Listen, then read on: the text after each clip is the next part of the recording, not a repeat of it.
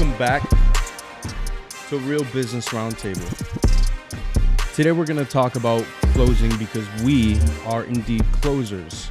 We're going to talk about how to close a deal with someone, a prospect, who is on the fence. And now, Andy, I want you to kind of describe exactly what on the fence means. Give me certain different scenarios where someone may be on the fence. On the fence means someone who sees value, but they also have some negative reasoning or some excuse on why they can't move forward. Might be a budget concern. It might be a facilitation concern. There's a bunch of reasons why someone won't move forward.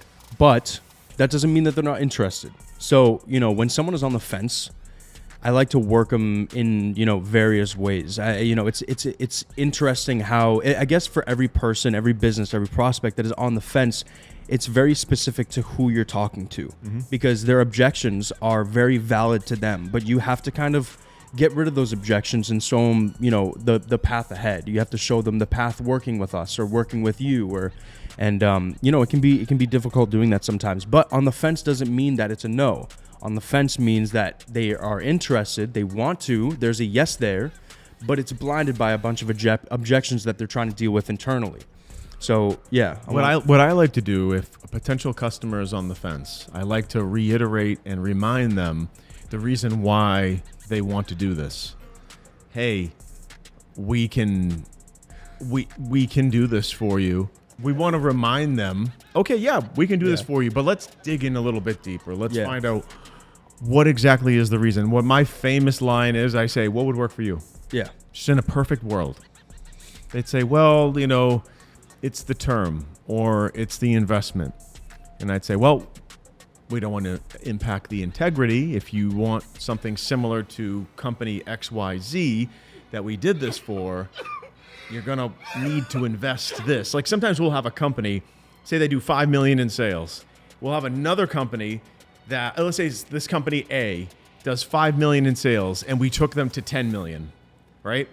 Let's say a company in another state that does the same exact thing is at 5 million. They want to hit 10 million. We're speaking to the $5 million company saying, we got the playbook. We know what we're doing. Let's help you. And they're like, well, and if they start talking about price point, I always explain to them, like, if you want what this guy achieved, or at least do the right thing to position you to reach this, you're going to need to make this type of investment to even think about competing to get you to that level. And sometimes that realization crosses their mind and they're like, all right, let's do it. Or sometimes we need to start a little bit smaller. That's within their budget. That's totally fine, with the caveat that results might be a little bit slower. But they also agree to grow along with that program. So as they grow on that smaller program than we originally agreed to, they'll grow with it. It'll grow. It doesn't always have to be in whatever business that you're in. It doesn't always have to be all or nothing. Hey, you can't do this. See you later. Yeah, no. You should try to work with the client and figure out, say you do home improvement or whatever, try to figure out what would work for the client. If you're a restaurant, have a more affordable item on your menu. Let's say you have a bunch of expensive items on your menu and it's a group of people and one of the people there doesn't want to spend a lot of money. You should have something a little bit more reasonable in case there's a party of 5 or something at your restaurant. Yeah. Or for construction, if someone wants to do this extravagant home edition, but their budget is X and the quote is 3X, you can say, well, rather than not doing this project, what I could do is I could do half the square footage and I could set it up in a way that you could add another half of that square footage, maybe 5 years down the road when it's affordable. How does that sound? You want to help people move forward and close the deal. This is about closing people on the fence. Yeah. So if they're on the fence, you almost have them. They probably like your company, they like your product, but there's something that they're not telling you as to why they're not moving forward.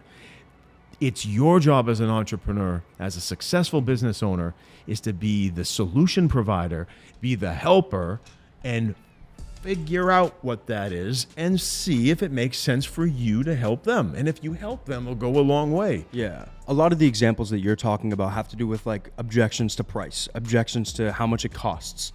When I'm working with someone who's on the fence, in most cases, I'll kind of go the personal route. I'll try to create like a relationship with them in a sense. I'll build that trust, because maybe we're just some guys who come in here and we've pitched them something, and it's a really good product, a really good service.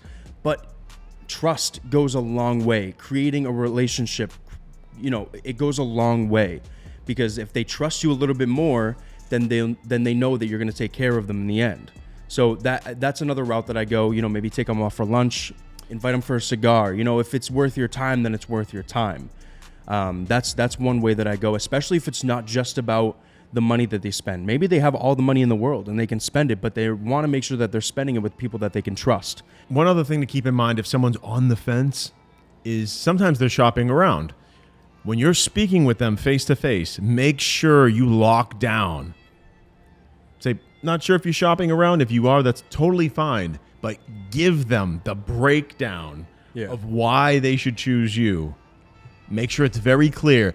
Give them some ammo on what questions to ask. Yes, that's what I was going to say. The knuckleheads that they're talking to. The competition. Sometimes people are not insured. Sometimes people cut corners. Some people outsource their bullshit to people that don't know what they're doing. Ask those questions, give your prospect who's on the fence, say, okay, so before I head out, I'm going to let you shop around. I'm going to give you a guideline on what to ask. They're more likely to trust you, look at you as an advisor, and you're more likely to get that business. Exactly.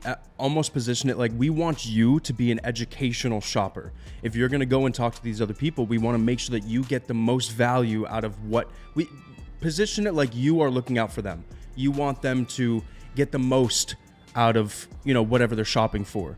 And for the most part, you kind of educating them is going to build a repertoire. It's going to build trust. And they're going to most likely come back to you because you're the one educating them to shop around. There's nothing wrong with shopping around, but if that's the reason, you got to make sure you lay that out very clearly to them, because unfortunately, sometimes people are misled and they go in the wrong direction. And then when you try to educate them, it's bias. They think you're bullshitting. And I've seen some terrible shit happen to businesses that listened to the fluff. There's just so much I can say and I can do. And I just kind of sit back in the bushes and I'm like, I'm waiting. I'm like, holy shit. I'm watching this business just. It's unfortunate. It really is unfortunate. And we'll move on from from prospect shopping around. But what this episode is about is all about how to convince people to get off of the fence when they're on the fence about moving forward with you. So for example, we've set up different examples. It's all about price. Be flexible with your price. Create a repertoire with them. Create trust. Build trust. Become more personable with them, because the more friendly you are with them, the more like you seem like more of a friend than a salesperson to them, the more trust. And trust is very valuable when you're pitching to someone. And then what was the other one? The other one was, be educational.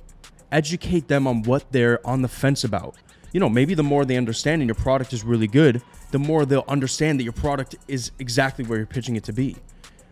So, price, be flexible, be personable, create trust, be educational, Yeah, when I always tell people straight up, for my business, I say, anything I say is direction and advice to help you reach your goals.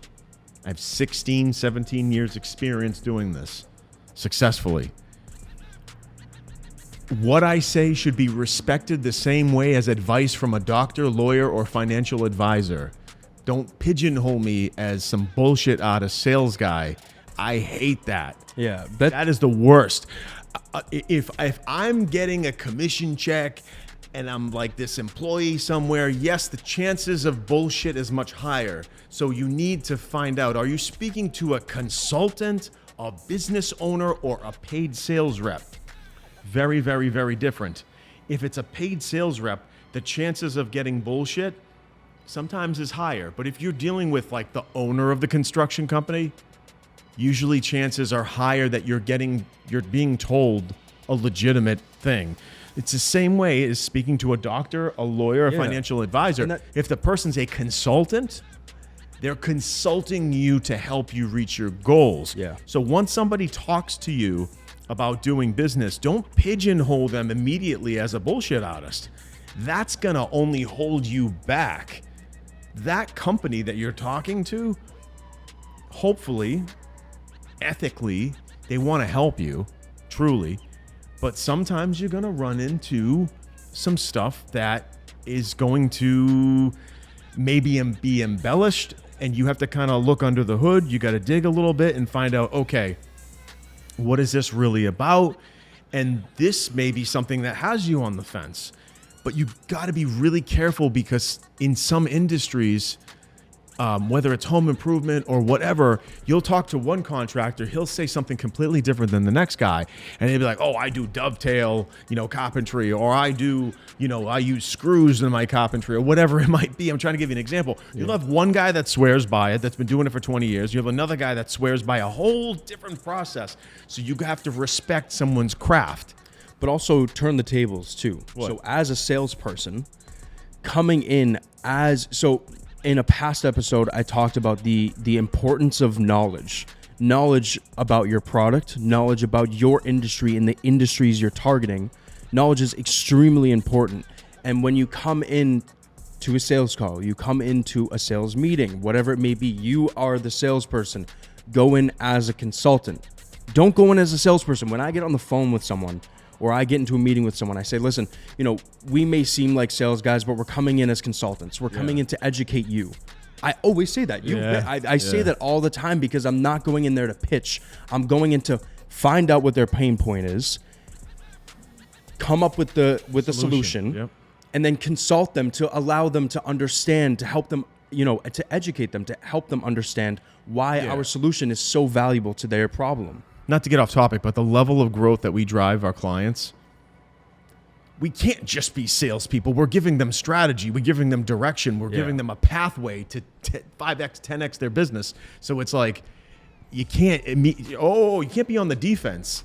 If someone's literally like, I want to put another $3 million in your pocket, listen and take them very seriously. Because if they're not going to do it with you, they're going to do it with somebody else, whoever that might be, whatever company you're talking to. Or if you're speaking to, let's say you want to build a home addition on your home or something like that, and you're talking to one construction company and you're on the fence, and you're kind of like, you're shopping around, look at the craft. Look at how they came to you. Were you talking to a commission sales rep, or were you talking to one of the owners? If it's one of the owners, he's going to stand behind his work.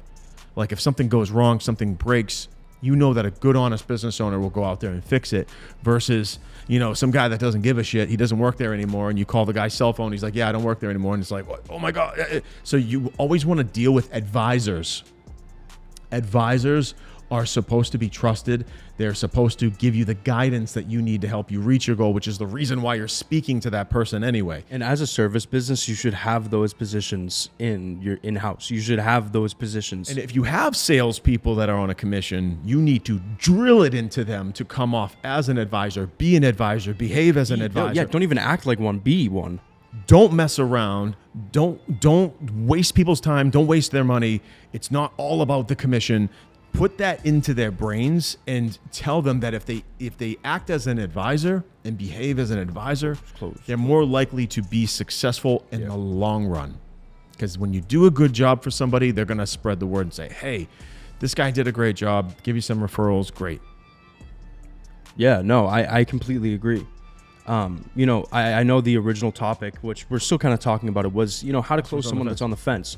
And it's important to understand how to be a good salesperson. If you're in that position where you're business development, you're at sales, you're whatever it may be, all these things that we're saying are extremely important, and they help us close every day. We do it every day. And so, yeah, that pretty much covers. Do you have anything else you want to add to this? Ladies and gentlemen, thank you for watching.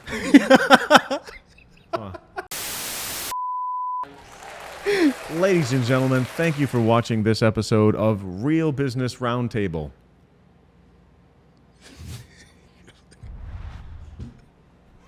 Thank you so much for joining us today on Real Business Roundtable. Please make sure to like, subscribe, turn on post notifications so that you get notified every time we post a new video. Also, check us out on Instagram for clips and information and updates. Peace out.